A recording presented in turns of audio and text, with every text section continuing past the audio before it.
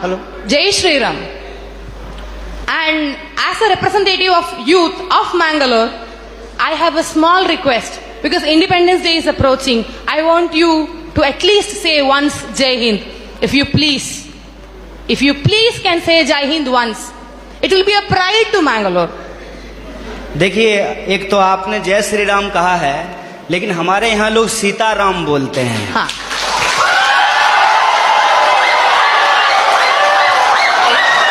Sitaram.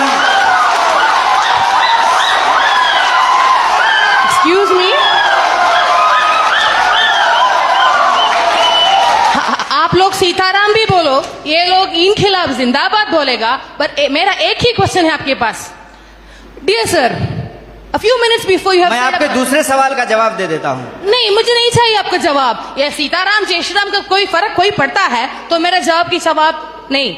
And one small question, sir. You were saying about emotional politics.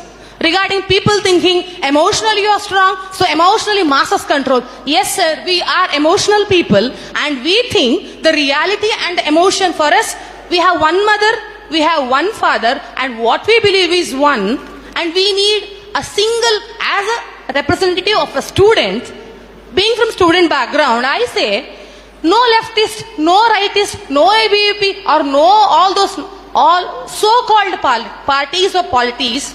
Why don't you stand for one nation? Why don't you stand for one student power? Why do we need one side Zindabad, one side Inkhilab, one side Jai Hind, and one side your favorite Mr. Madam?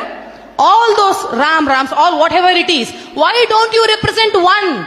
Why don't you represent one India? Why don't you represent one unity? Why don't you give us a single policy rather than saying all these what you have said with the due respects for you, with the due respects for your PhD? Why don't you please respect and please propose one unity and one topic saying which is uniting the entire country, so that the topic says youth is in the crossroad. And my dear sir, yes, youth is in the crossroad, but we are having set our eyes on the goals and we are on our path. Why don't you please say one policy for entire country?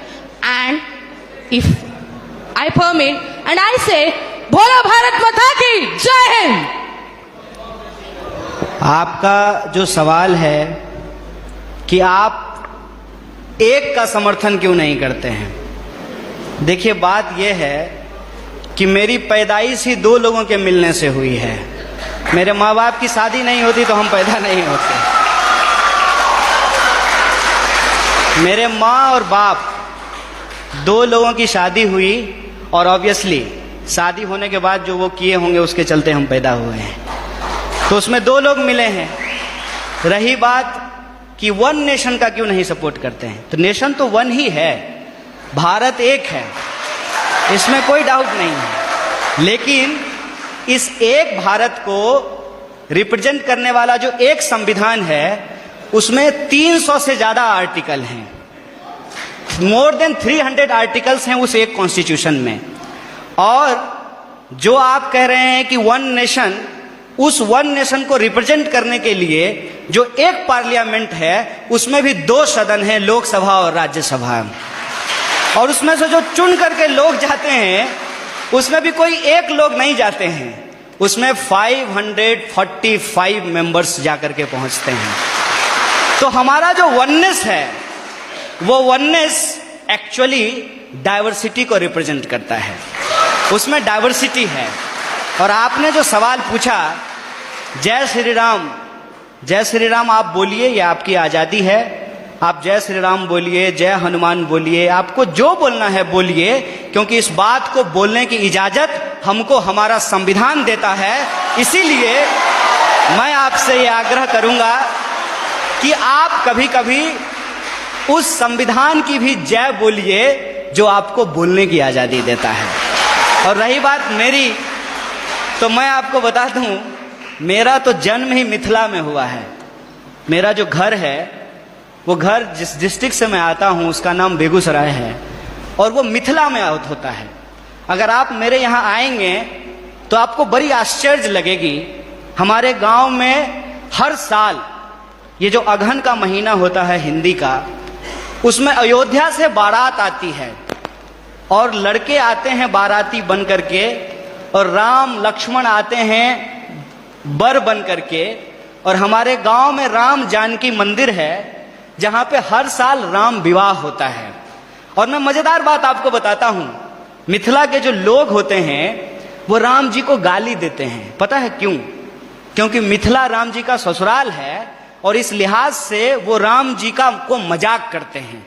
हमारी संस्कृति में जब शादी ब्याह होता है तो जो बारात आती है तो बारातियों को सारातियों के द्वारा गालियां सुनाई जाती है, उनको गालियां दिया जाता है।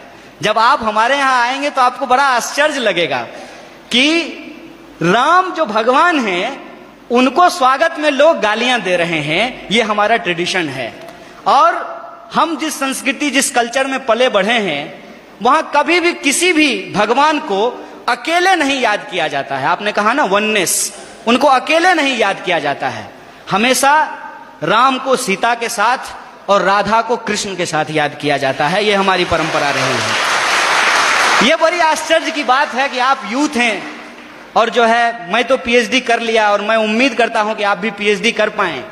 अगर आप पीएचडी करें तो मेरा आपसे यह आग्रह होगा कि आप इस देश में जितने रामायण लिखे गए हैं कम से कम उन रामायणों पे ही आप पीएचडी कर लीजिए। और मैं आपको बताता हूं कि हिंदुस्तान में कम से कम 300 से ज्यादा रामायण लिखे गए हैं, मोर देन 300। और मैं एक बार हिमाचल गया था। हिमाचल में त्रिलोकनाथ की मंदिर है। मैं आपको कहता हूं इस देश को घूमिए। यह देश इतना शानदार है कि आप इसकी कल्पना नहीं कर सकते हैं। और आपको कई बार अपने आप को छोटा और तुच्छ महसूस होगा कि हम कितना तुच्छ हैं इस देश के सामने। जब आप त्रिलोकनाथ मंदिर जाएंगे तो त्रिलोकनाथ मंदिर में भगवान बुद्ध की मूर्ति है और भगवान बुद्ध की मूर्ति के ऊपर भगवान शिव का मूर्ति बनाया गया है, सर के ऊपर बनाया गया है। और उस मंदिर में पहले हिंदू साधु आते हैं जो प्रार्थना करते हैं, उसके बाद बुद्धिस्ट मोंक आते हैं जो वहां जाकर के परिक्रमा करते हैं। यह हिंदुस्तान की खासियत है। यह हिंदुस्तान की खासियत है कि वहां जो लाहौल, मैं उस जिले की बात कर रहा हूं और मैं फैक्चुअली अगर गलत होऊंगा तो आप मुझे करेक्ट कीजिएगा। लाहौल जिले में जहां यह मंदिर है वहां की जो भाषा है लाहौली, वहां का जो रामायण है जो लाहौली भाषा में लिखी गई है, उस रामायण में सीता का अपहरण रावण नहीं करते हैं, बल्कि रावण सीता के पिताजी हैं। उस रामायण के हिसाब से सीता एक्चुअली रावण की बेटी है लाहौली रामायण के हिसाब से। और राम ने प्रेम विवाह करके सीता से शादी कर ली, इसलिए रावण और राम का युद्ध होता है। यह हिंदुस्तान की खासियत है। देखिए, आई डोंट नो कि आपको किसने और क्यों दिमाग में इन चीजों को डाला है, लेकिन मैं आपको कहता हूं कि इस देश में जो लोग पैदा हुए हैं उनके लिए इससे ज्यादा गौरव की बात नहीं हो सकती है। अगर आप हिमाचल जाएंगे तो आपको महसूस होगा कि आप स्विट्जरलैंड में हैं, और अगर आप मैंगलोर और गोवा के बीच पे सोएंगे तो आपको लगेगा जैसे मियामी के बीच पे लेटे हुए हैं। अगर आप इस देश के मैदानों में घूमेंगे तो आपको लगेगा कि ये अमेरिका के उस ग्रीन मैदान से भी ज्यादा बड़ा मैदान है। अगर आप दक्षिण के पठारों में घूमेंगे तो इसकी अपनी एक खास बात है। अगर आप छोटा नागपुर के पठारों में घूमेंगे तो वह खनिज संसाधनों से भरा हुआ है। मैं आपसे यही कहना चाहता हूं, आपका देश आपका है, जैसे आपकी मां आपकी है। और आप अपनी मां से यदि प्यार करते हैं तो यह आपका निजी मामला है। लेकिन जब आप रोड पे चल रहे हो, कोई आए कोई भी रंग का झंडा लेकर के और कोई भी नारा लगा